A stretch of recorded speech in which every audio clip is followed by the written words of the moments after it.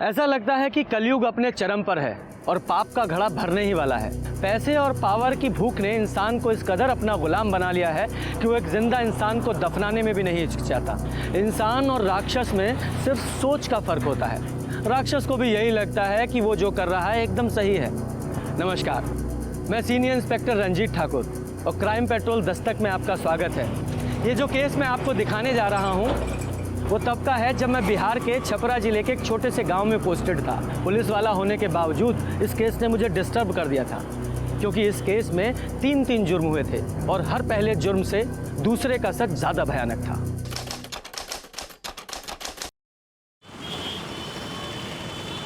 अरे क्या दिखा रहे मिश्रा जी, कुछ अच्छा दिखाइए ना। अरे ये सब इम्पोर्टेड क्वालिटी है ये सब। हाँ, अरे ये देखो, ये वाला अच्छा है, रंग भी पसंद है। दे दीजिए ना इसको। मिश्रा जी बहुत बढ़िया है, इसको हमारे लिए पैक कर दीजिए। तू हमारा पसंद है, नजर गड़ाने का आदत तुम्हारा गया नहीं है। हाँ, अच्छा लगता है तुमको ना हमारा जूठा खाना। काकुल यादव, जबान संभाल के बात करो, समझी? अच्छा कपड़ा पहनने से कोनो अच्छा नहीं लगता। ये बंदरिया जैसी शकल ली हो ना, ये पहन लोगी तो कुछ अच्छी नहीं लगने लग जाओगी। बंदरिया ये लगोगी बंदरिया। हम बंदरिया हैं। अपना आईना कभी देखियो? हाँ, बकरी जैसे तुम्हारा मुंह है और चुपचाप यहाँ से खसक जाओ। छोटा पकड़ पकड़ के जो कूटेंगे ना हम यहाँ, समझ जाना भी तुम। तो हम यहाँ देखना है कि अभी तुम्हारे साथ तुम्हारी मेमनिया बहन को भी ना काट डालेंगे, समझी? दीदी दीदी, एक कपड़वा के लिए इतना बवाल काहे कर रही हैं? चलिए घर चलते हैं, बाद में लेंगे कपड़ा। चलिए चुप रहो तुम। अरे चलो कहाँ, अभी तो खेला शुरू हुआ है। दीदी इन यादव की बहन लोगों को ना छोड़ना मत, कचर कचर के इनका हिसाब लेना। चलो दो थप्पड़ इसको मार ना तो ये ठीक हो जाए। हमको मनुष्य क्या है? हाँ, हमको मनुष्य बोलती है, हमको मनुष्य बोलती है, हमको मनुष्य बोलती है, हमको छोड़ती है। तू क्या समझती? तो अपने अपने को क्या समझती? तू मार के रहेंगे तो हमको छोड़ेंगे तुझको तो आज छोड़ेंगे नहीं। तुम क्या समझती? तुमको हम जिंदा छोड़ रहे हैं? अरे काट के रख, तुझे खत्म करके ही रहेंगे। बहुत तमाशा देख रही है काकुल तुम रहा, हमारा भी हम देख लिया। अरे तुझको तो हम मार देंगे काकुल। बंदरिया ऐसी शकल क्यों लड़ रही हो आप लोग? अरे शांत हो जाओ, ऐसा ही एक दूसरा जोड़ी मंगवा देंगे, आप लोग बस शांत हो जाइए। फ्रेंड मिश्रा जी, क्या बात कर रहे हैं हम? इस चिल्लर का हम सेम टू सेम सूट पहनेंगे। करेंगा के यादव और सिंह परिवार के बीच ये दुश्मनी, ये नफरत आज की नहीं थी, पीढ़ियों से चली आ रही थी। आज तो चंपा और काकुल बस इसे जिंदा रखे हुए हैं। दोनों ही दबंग और गुस्सैल थी, इसीलिए उनके झगड़े का कोई पहला किस्सा नहीं था। इससे पहले और इसके बाद भी कई झगड़े हुए और अब ये दुश्मनी और भी गंदगी पर उतरने वाली थी।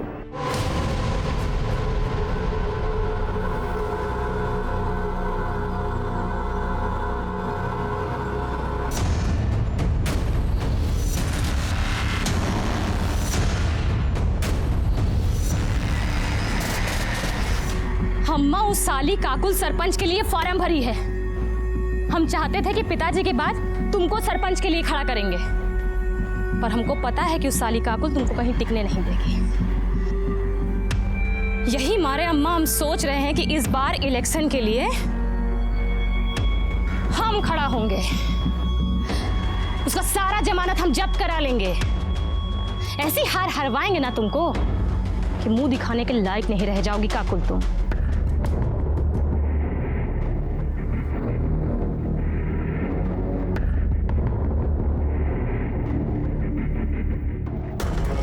अबे ई का हुआ?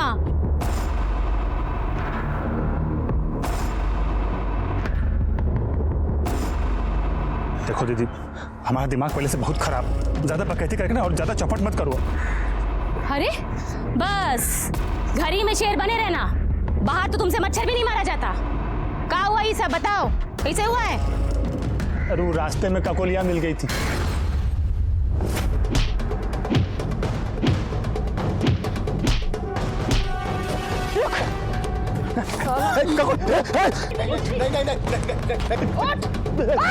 चल जाएगी। नहीं। अब ये अगर खोपड़िया में उतार दे तुम्हारा। अरे रे रे रे रे रे रे रे रे रे, ये तो कांप रहा है।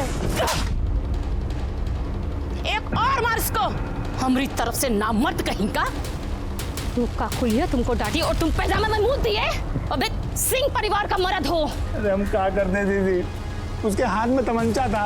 उसके हाथ में तमंचा था तो ई लो तमंचा, और जहां कहीं भी उनका गोली दिखे ना, कनपट्टी पे लगा देना गोली। बहुत सही किया बिटिया, बहुत सही किया।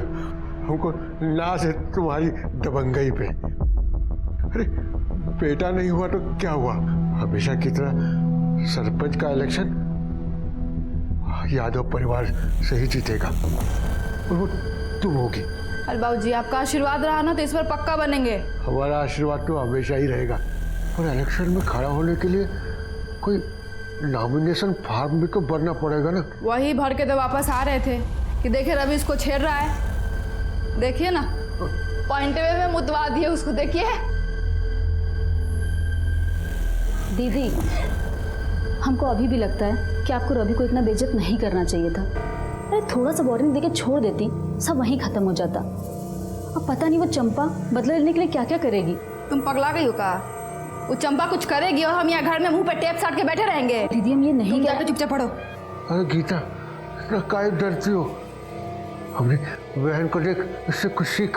तेरा यही हाल रहा ना तो चंपा सिंह और उसके परिवार का सामना अकेली काकुल को ही करना पड़ेगा। रवि, तमंचा चलाने के लिए ट्रेनिंग की नहीं, जिगर का जरूरत है। दुश्मन सामने हो ना, लगा दो कनपट्टी पे, बाकी जो होगा देखा जाएगा ना। और रही बात उस काकुल की, उसको तो हम नहीं छोड़ेंगे, जिंदा गाड़ के रख देंगे तुमको काकुल हम।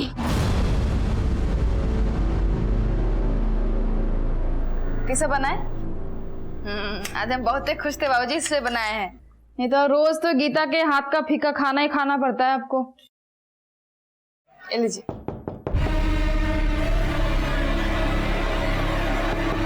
अब इतनी रात को कौन आ गया?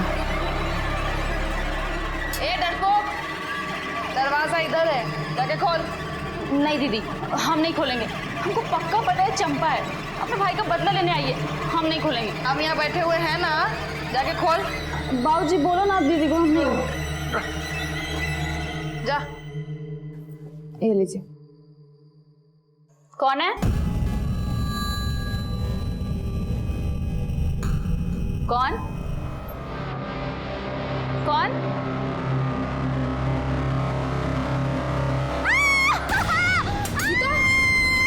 इसमें क्या हुआ?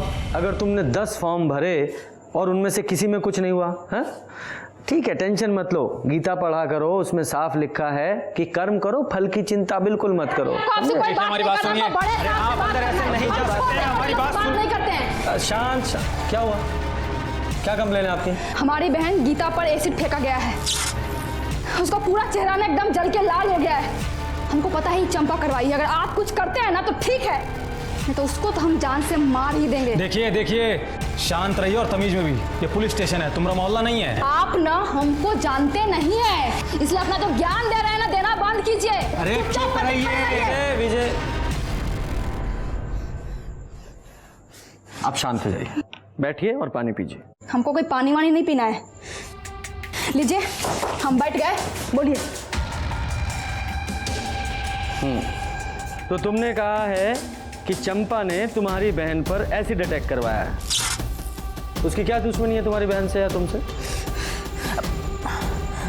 साहब, ये यादव और सिंह परिवार की पीढ़ियों से चलती आ रही दुश्मनी है। शुरू से ही गांव के सरपंच या तो ई काकुआ के परिवार से बनते हैं और या फिर वो चंपा के परिवार से। बस इसी बात को लेकर झगड़ा रहता है।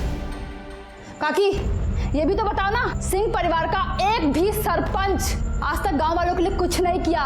सारा पैसा अपना पॉकेट में रख के निकल लिया। अच्छा, तो सिंहासन का झगड़ा है। देखो, ये झगड़ा ना रामायण और महाभारत काल से चला आ रहा है। सब लोग देखते हैं, सुनते हैं, पढ़ते हैं, पर अमल कोई नहीं करता। तो तुम्हारी दुश्मनी उस चंपा से नहीं, उसके परिवार से है। ये कही बात है इंस्पेक्टर साहब। और इसीलिए उसने तुम्हारी बहन पे एसिड अटैक करवाया। इसीलिए नहीं, उसका जो निकम्मा भाई है ना रवि, हमारी बहन गीता के साथ जबरदस्ती कर रहा था। तो तुम्हारा झगड़ा चंपा से नहीं, उसके भाई से हुआ। झगड़ा पूरा सिंह परिवार से है और आज से नहीं है, कब से है। और चंपा से ना हमारा झगड़ा एक बार नहीं हुआ है, 1000 बार हुआ है। और पहली बार उससे हमारा झगड़ा 6 महीना पहले हुआ था, जब हम बाबूजी से मिलने जेल गए थे। वो भी वहां आई थी किसी से मिलने के लिए। एक्सक्यूज मी, पीछे हटो, यहाँ टप्पा लगाओ, ये लो। ए, बाबूजी का ब्याह हुआ है का? हाँ, चुपचाप से ना पीछे जाने तक देखो, कंटाप के पीछे खींच के दो। अबे तुम तो खालती बोलती रहती हो, हम तुमको देंगे, ये लो, समझी? इसको बोलते हैं कंटाप। तुमको मारी, तुमको तो छोड़ेंगे नहीं, हमको मारी छोड़ेंगे नहीं। और उस दिन जो लड़ाई शुरू हुआ ना, आज तक खत्म नहीं हुआ है वो। और कितनी बार तो जबरदस्ती झूठ मूठ कर लड़ी हो हमसे। हम कोई कम थोड़ी है, ईंट का जवाब ना पत्थर से दिया उसको। जो कुछ भी किया ना आज तक एकदम सीना ठोक के सामने से किए, उसकी तरह नहीं रात के अंधेरे में ऐसी ठगवाई। गीता कहाँ है? बेटा बहुत बुरा हुआ तुम्हारे साथ। अच्छा एक बात बताओ, जिसने तुम पर एसिड फेंका तुमने देखा था उसे? तू रोना शुरू मत कर। हाँ, सब सच बता। वो जब हम दरवाजा खोलने गए तो बाहर कोई नहीं था, ये देखने के लिए कि बाहर कौन है। जब हम बाहर गए तो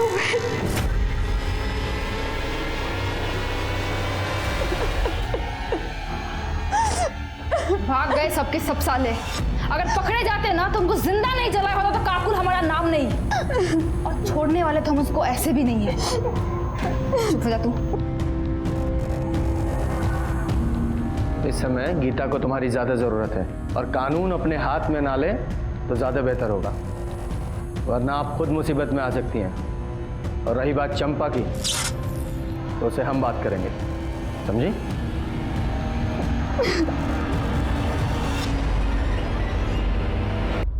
सर अभी चंपा के घर चलना है क्या? विजय अभी तो लेट हो गया है। वैसे भी 8 बजे के बाद किसी महिला से तो पूछताछ कर नहीं सकते, कल सुबह बात करते हैं।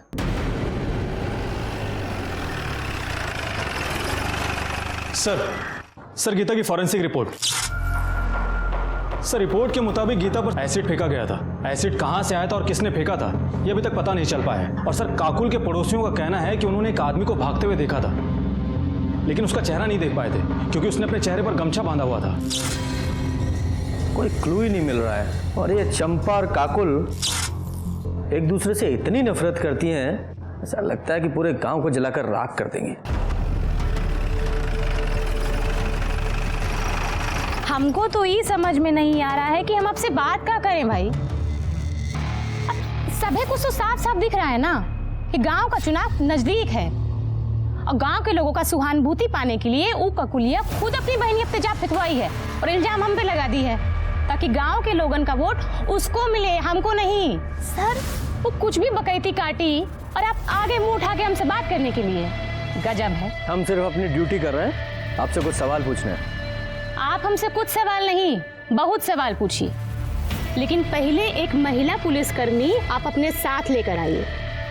काहे कि बिना महिला पुलिसकर्मी के हम आपके कौने सवाल का जवाब नहीं देंगे, जान लीजिए। अब इतना तो कानून हम भी जानते हैं ना, सरपंच का चुनाव लड़ने जा रहे हैं।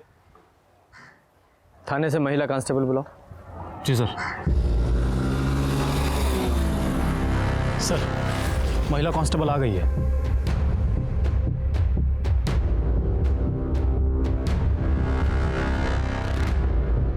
हाँ तो चंपा जी। 1 मिनट सर। रवि, जरा हमारी पूछताछ का वीडियो बनाओ ना।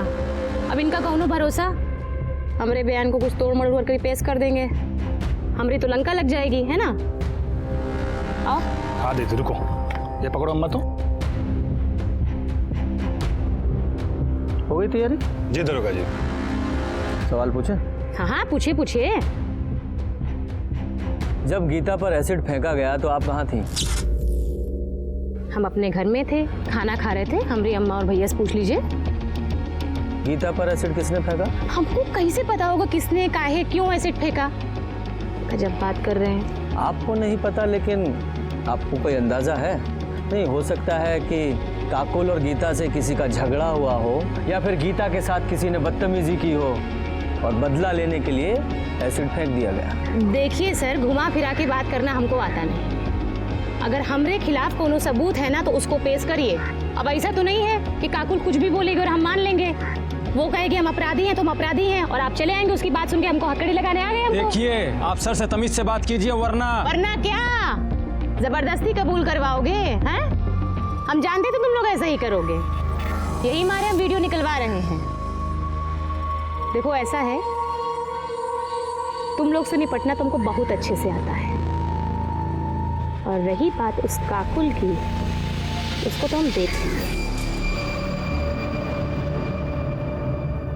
सर हमको तो लगा था ये काकुल बदतमीज है, पर ये चंपा तो उससे 2 कदम आगे ही निकली। सब पावर का नशा है, वो भी उस पावर का जो इन्हें मिली नहीं है। या ऐसा भी हो सकता है कि ये इसने कुछ किया ही ना हो, इसलिए इतनी कॉन्फिडेंट है। खैर जो भी है, सच्चाई तो पता लगानी ही पड़ेगी ना। काम करो, अपने सारे खबरियों का अलर्ट करो और इस चंपा के सारे कॉल रिकॉर्ड्स और मोबाइल लोकेशन निकलवाओ। सर कहीं ऐसा तो नहीं कि हमारा फोकस इन दोनों लड़कियों पर है, जबकि इन दोनों की दुश्मनी का फायदा कोई तीसरा ही उठा रहा हो? मतलब सरपंच का कोई तीसरा उम्मीदवार?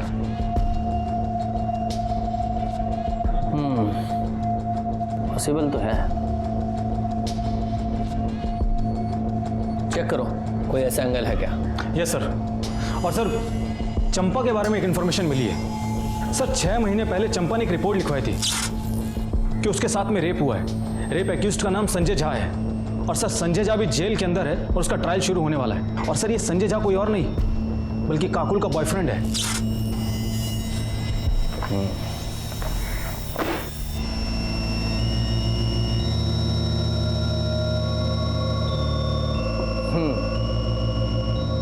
हर बार आपको वीडियो बनाना पड़ता है ना, तो इस बार हम वीडियो बनाएंगे। विजय सर आप लोग वहां क्यों खड़े हैं? आइए बैठिए। 2 गवाह भी चाहिए ना, इसलिए।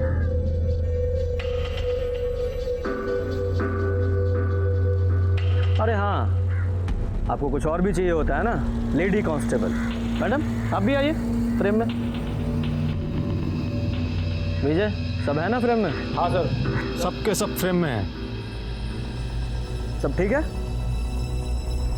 तो अब बताइए कि संजय झा का क्या मामला है? मामला तो ये है सर कि जितनी कमीनी ये काकुल है ना, इससे दर कमीना और लिच्चड़ इंसान इसका यार है। हमको बोला कि हमारे और काकुल के घर की दुश्मनी को खत्म करवाना चाहता है। काकुल को समझौते के लिए मना लिया है और हमको समझौते के लिए लेने आया है। अब यहाँ तक तो सारी बातें ठीक थी, उसके बाद वो हमको एक उजाड़ खाने में ले गया। अबे तुम तो हमको बोले कि हमको काकुल बुलाई है, पर यहाँ तो कोनो है नहीं। हम कह रहे हैं संजय, उसको ये लगा कि उसने हमारी जिंदगी बर्बाद कर दी। हम घर जाके रोएंगे, टूट जाएंगे, और पुलिस के पास जाने के लिए तो हम सोचेंगे भी नहीं। पर ऐसा कुछ नहीं हुआ। हमने पुलिस के पास जाने का तय किया, और आपको मालूम है जिस दिन हम रिपोर्ट लिखवाने जा रहे थे ना, उस दिन हमको धमकी भी आई थी, पर हम डरे वरे नहीं, सीधा वो अंदर। दोषी साबित हुआ है वो। अगले महीने उसकी पेशी। ये संजय कौन सी जेल में है? पटना। जी। अरे साहब आप जानते नहीं हो चंपा को, बहुत ही घात चीज़ है वो। झूठा आरोप लगा के हमको अंदर करवाई है साहब। मतलब तुम वहाँ चंपा को काकुल से मिलाने नहीं लेके गए थे? वहाँ क्या साहब, हम उसको कभी कहीं नहीं लेके गए। उस घर में भी उसी ने हमको बुलाया था कि वो काकुल के साथ समझौता करना चाहती है, पर उसकी एक शर्त थी। वो शर्त बताने के लिए हमको वहाँ बुलाई थी साहब, कि हम काकुल को मना सके। लेकिन साहब जब हम वहाँ पहुँचे तो हमने देखा चंपा। हमने 1000 बार सबसे गिड़गिड़ाया कि हम निर्दोष है, लेकिन पुलिस ने हमारी एक न सुनी और हमें अंदर कर दी। हम बता रहे साहब वो बहुत चालाक है, उसने बहुत गहरी चाल चली हमारे खिलाफ। लेकिन चंपा को ये सब करने की क्या जरूरत थी? क्योंकि वो काकुल का जीवन नरक बनाना चाहती थी साहब। हम दोनों शादी करने वाले थे, हम बहुत खुश थे साहब, लेकिन एक खुशी उसको देखी नहीं गई और उसने हमको फंसा दी साहब। सर चंपा रेप केस की फाइल। सर मेडिकल रिपोर्ट के मुताबिक चंपा के साथ में रेप तो हुआ था, लेकिन स्मेन ट्रेसेस नहीं मिल पाए, जिससे यह साबित हो सके कि उसके साथ में रेप संजय झा ने किया हो सकता है उसने बहुत ही चालाकी के साथ किया हो कि सबूत ही ना मिले। कंडोम वगैरह पहना होगा। उसे अरेस्ट किस बेस पे किया गया था? सर बाकी एविडेंस के बेस पे, मोबाइल लोकेशन और आसपास के लोगों के बयान पर, जिन्होंने उस वक्त उसको वहां पर देखा था। मामला भी कोर्ट में कुछ कह नहीं सकते हैं। वैसे लोग दुश्मनी पूरी ईमानदारी से निभा रहे हैं। हाँ, दुश्मनी से याद आया, हमारे थर्ड पार्टी एंगल का क्या हुआ? सर मैंने तहसील ऑफिस में जाकर पता किया था, चंपा और काकुल के अलावा सरपंच के लिए किसी ने नॉमिनेशन फॉर्म भरा ही नहीं है। अच्छा, तो फिर तीसरा कौन हो सकता है? एक बात और सर, उस दिन काकुल ने हमसे झूठ बोला था। उसने कहा था कि वो पटना जेल में अपने पिता से मिलने के लिए गई है। और पहली बार उससे हमारा झगड़ा 6 महीना पहले हुआ था, जब हम बाबूजी से मिलने जेल गए थे। जबकि उसके पिता तो 1 महीने पहले ही रिहा हो चुके थे। तो फिर किससे मिलने गई थी? संजय झा से। और जब मैंने उससे पूछा कि उसने हमसे झूठ क्यों बोला, तो उल्टा मुझ पर ही भड़क गई कि बोल दिया कोई गुनाह थोड़ी ना किया है। और फिर मुझसे ही पूछने लगी कि आपने अब तक चंपा को अरेस्ट क्यों नहीं किया है।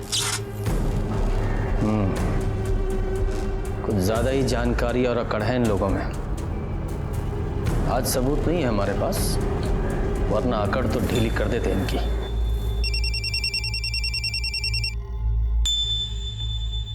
हेलो, बहुत बढ़िया, लेकर आओ उसको।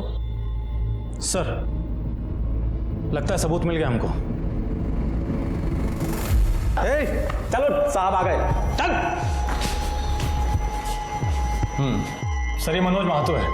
हमारे खबरी ने इसको शराब के ठेके पे बोलते हुए सुना था कि एसिड अटैक से बदला लेना बहुत आसान होता है, जिंदगी भर तक याद रखता है। हमारे खबरी ने हमको इन्फॉर्म किया और हमारी टीम इसको वहां से उठाकर ले आई। किससे बदला लेना था? साहब हमने किसी से बदला नहीं लिया और न ही हमको लेना है। तो फिर वो ठेके पर वो एसिड अटैक का क्या राग लाप रहा था तू?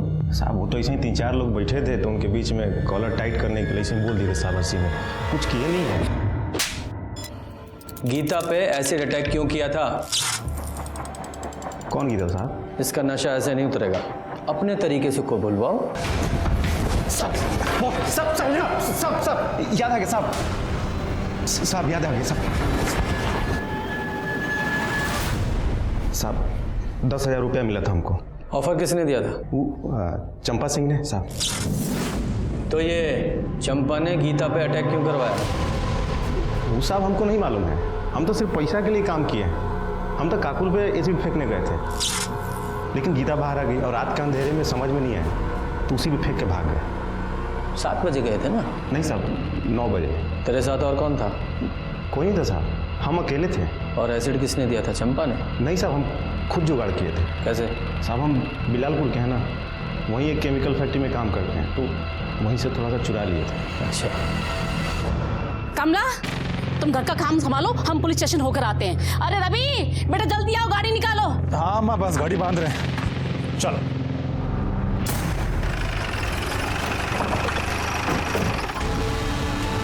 अच्छा हुआ आप लोग आ गए, हम अभी आपके पास ही आ रहे थे। किस लिए? चंपा कल से घर नहीं लौटी है। किसी का फोन आया था, बोल रही थी हम आते हैं और अभी तक नहीं आई है।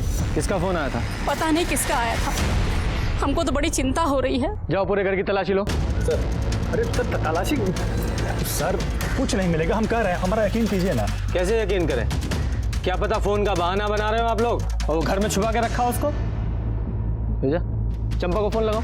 सर, अरे सर फोन स्विच ऑफ है, हम लोग कितना बार ट्राई किए, सुबह से ट्राई कर रहे हैं।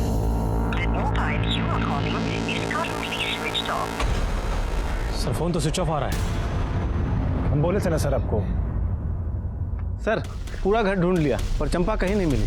सर कहा था ना आपसे हमने।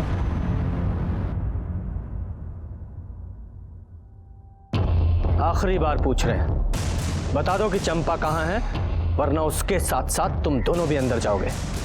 सर हम तो तब बता पाएंगे ना जब हमको खुद पता होगा। साहब हम सच कह रहे हैं, चंपा घर पर नहीं है, वो कल से घर लौटी ही नहीं है। हमें लग रहा था कि चंपा को किसी तरह से पता चल गया है कि उसने जिसे एसिड अटैक की सुपारी दी है वो हमारी गिरफ्त में है और उसके खिलाफ हमारे पास सबूत है, इसलिए वो फरार हो गई। उसे पकड़ने के लिए हमने पूरे स्टेट में उसके फोटो सर्कुलेट करवाए, अर्जेंट बेसिस पे उसकी CDR रिपोर्ट निकलवाई, हर वो काम किया जिससे जल्द से जल्द हम उस तक पहुंच सकें। हम उस तक पहुंचे भी, लेकिन उस तरह नहीं जैसी कि हम कोशिश कर रहे थे। दो परिवारों के बीच की लड़ाई एसिड अटैक से शुरू होकर अब मर्डर तक पहुंच गई थी। चंपा के सीने में गोली मारी गई थी, लेकिन उसकी मौत दम घुटने की वजह से हुई थी। इसका मतलब उसे जिंदा दफनाया गया था। चंपा का मोबाइल और उसका रिवॉल्वर दोनों ही हमें नहीं मिले। सर चंपा के call records. Sir call records के मुताबिक चंपा का फोन शाम को 7 बजे स्विच ऑफ हो गया था। सर स्विच ऑफ होने के आधे घंटे पहले चंपा को एक नंबर से फोन आया था जिसके बारे में जमुना हमको बता रही थी। किसी का फोन आया था, बोल रही थी हम आते हैं और अभी तक नहीं आई है। और सर वो नंबर किसी और का नहीं बल्कि काकुल का है। सर चंपा को आखिरी बार फोन काकुल के फोन से आया था। लेकिन ये काकुल चंपा को फोन क्यों करेगी? कहीं ऐसा तो नहीं इस काकुल का ही चंपा के मर्डर में कोई हाथ हो? उसने अपनी सबसे बड़ी दुश्मन को फोन किया, वो भी उसके मर्डर से आधे घंटे पहले। अरे काहे टेसुए बहा रही हो? हम नहीं मारे उसको। अपनी बहन पे भरोसा नहीं तुमको? देखिए पगला गई एकदम पगला।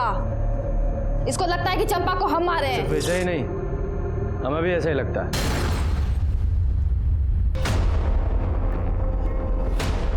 चलो थाने में चलकर विस्तार से बात करते हैं।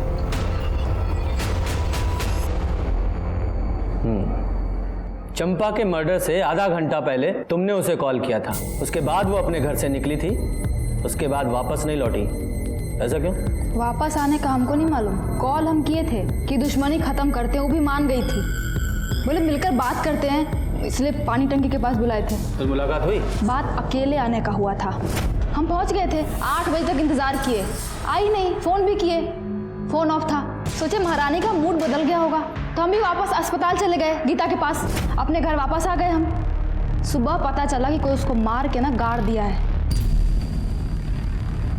इतना दुख हो रहा है ना हमको, एकदम बदला लेने का जो मन था ना एकदम पूरा नहीं हो पाया हमारा। ऊपर से हमारी बहन दिमाग खा गई है हमारा कि हमने चंपा को मारा है। मानने को तैयार ही नहीं है वो। विजय जरा पता लगाओ कि ये सच बोल रही है या झूठ। क्यों झूठ बोलेंगे हम? क्यों बोलेंगे झूठ? सच बोल रहे हैं हम, सच। अगर काकुल सच बोल रही है कि उसने चंपा को नहीं मारा, तो फिर ऐसा कौन है जिसके पास चंपा को मारने का मोटिव हो?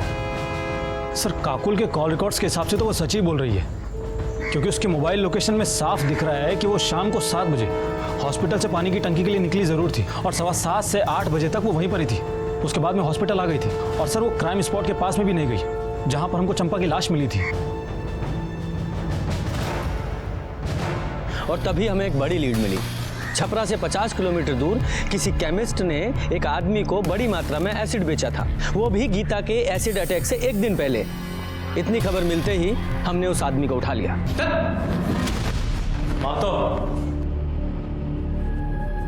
यही है ना वो जिसे तुमने एसिड बेचा था? नहीं सर, ये वो आदमी नहीं है। वो लड़का तो बहुत कम उम्र का था, लगभग 20 के आसपास उसकी उम्र होगी। अच्छा, तुमने कहा था कि उस लड़के ने अगले दिन तुम्हें फोन किया था। जी, तुम्हारे फोन में उसका नंबर होगा, विजय को नोट कराओ। जी विजय, इस नंबर के सारे कॉल रिकॉर्ड्स और लोकेशंस निकालो। जी सर।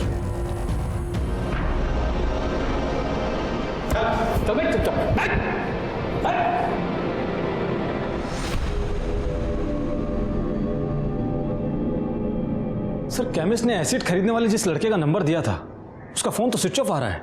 सर केमिस्ट ने जो नंबर दिया था उसका कॉल डिटेल्स और मोबाइल लोकेशन आने में तो अभी टाइम लगेगा, लेकिन ये पता चल गया है कि वो नंबर ललन यादव नाम के कुख्यात अपराधी का है।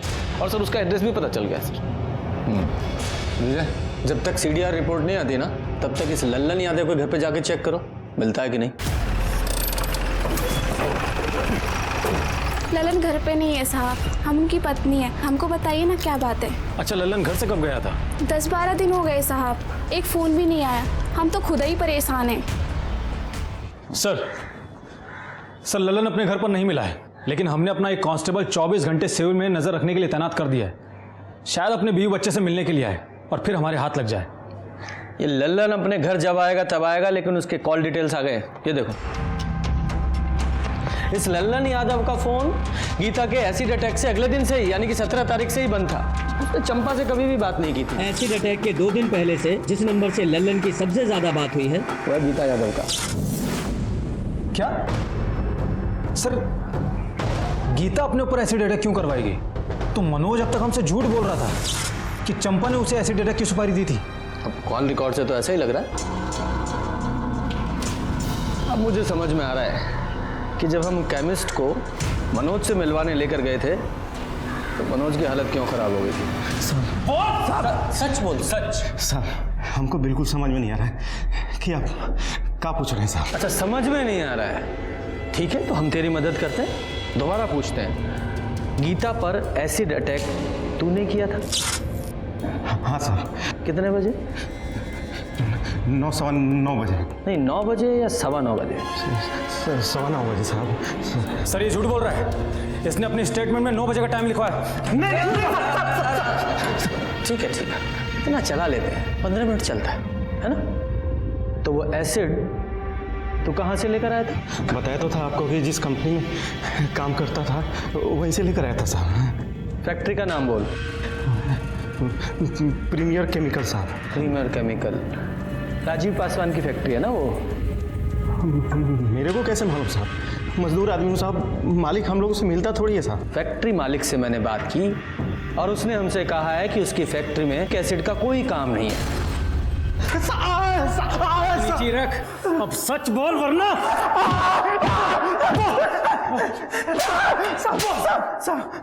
किसके कहने पर झूठ बोल रहा है?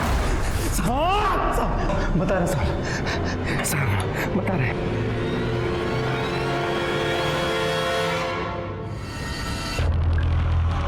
अब कैसी तबीयत है बेटा? पहले से ठीक है, अब दर्द भी कम है।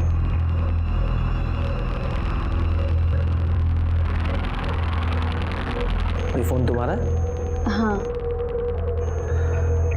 ये फोन सिर्फ तुम इस्तेमाल करती हो या कोई और भी इस्तेमाल करता है? काकू जी का जब फ़ोन ख़राब हो जाता है तब वो हमारा फ़ोन इस्तेमाल करती हैं हमेशा। तुम्हारे ऊपर जब एसिड अटैक हुआ था उससे 1-2 दिन पहले उनका फ़ोन ख़राब हुआ था, मतलब उन्होंने तुम्हारा फ़ोन इस्तेमाल किया था?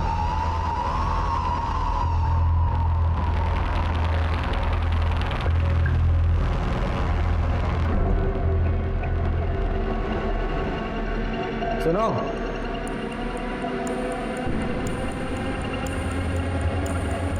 तुम्हें बहुत जल्दी थी ना ये जानने की कि गीता पर एसिड अटैक किसने करवाया? पूछोगी नहीं कौन था वो? किसने कराया पर हमला? चंपा ने ना? नहीं, चंपा ने नहीं, तुम्हारी सगी बहन काकुल ने। उसने तुम पर एसिड अटैक करवाया, मनोज महतो नाम के आदमी को सुपारी देकर। हम ही जानबूझकर पकड़वाए थे मनोज को, फंसाना चाहते थे चंपा को हम। कुछ महीना जेल में काटने के लिए ना मनोज को अच्छा खासा रकम दे रहे थे हम। हमको लगा था कि मनोज बोलेगा और आप जाके पकड़ लीजिएगा चंपा को, लेकिन साली पहले ही मर गई। सारे किए कढ़ाई पर पानी फेर के रख दिया बस। ये मनोज और लल्लन दो लोग क्यों?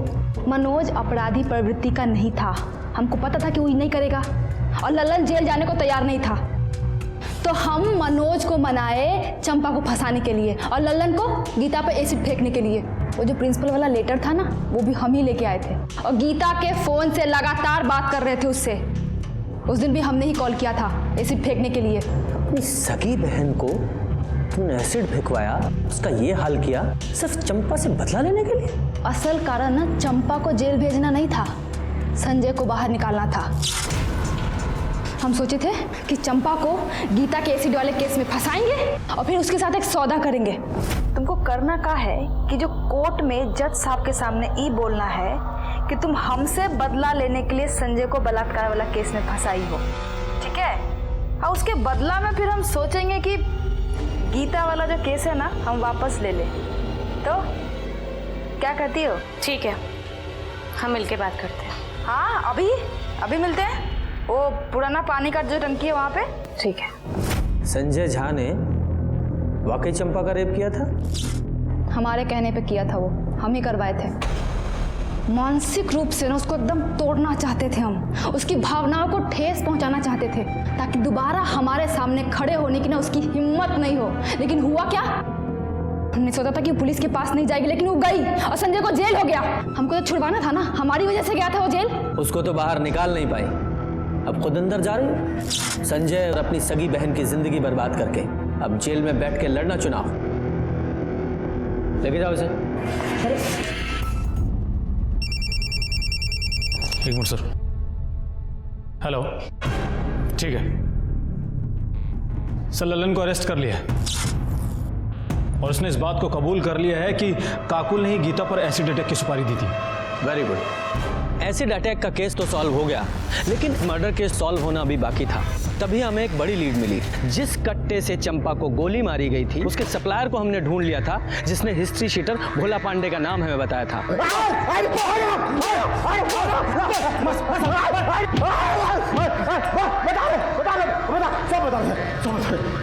वो हमको चंपा को मारने का सुपारी हमको मिला था।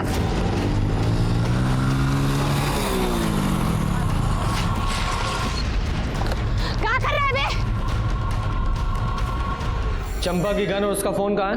हाँ, उसका गन तो हम सर बेच दिए, वो फोन हम नदी में फेंक दिए सर।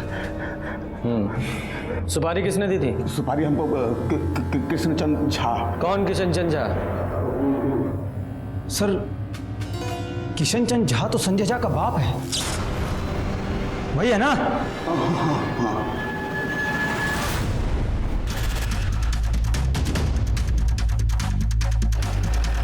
रुक रुक रुक रुक रुक रुक। सर बैग वैग लेके कहाँ जा रहे हो? साहब बस लिफ्ट चाहिए। अरे तो पूछना क्या है, बैठिए हम छोड़ देते हैं।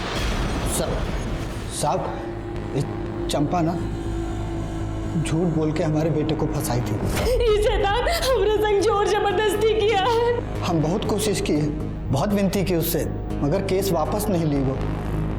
2 दिन बाद कोर्ट में पेशी होने वाली थी। साहब बताओ हम क्या करते? हम सोचे कि केस को जड़ से ही समाप्त कर देते हैं। ना चंपा रहेगी तो मुकदमा कैसे होगा, और कोर्ट को मजबूरी में हमारे बेटे को छोड़ना पड़ेगा। बस उसी दिन हम भोला को सुपारी दे दिए। साहब वो हमेशा अपने लोगों से घिरी रहती थी, तो मारने का मौका ही नहीं मिल रहा था।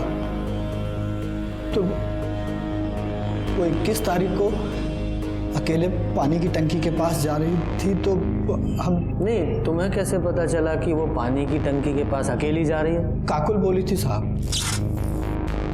काकुल और संजय का ब्याह जरूर ना हुआ हो, लेकिन हम उसको पतोहू मानते थे, और वो लोग अक्सर फोन करके आपस में मिला जुला करते थे।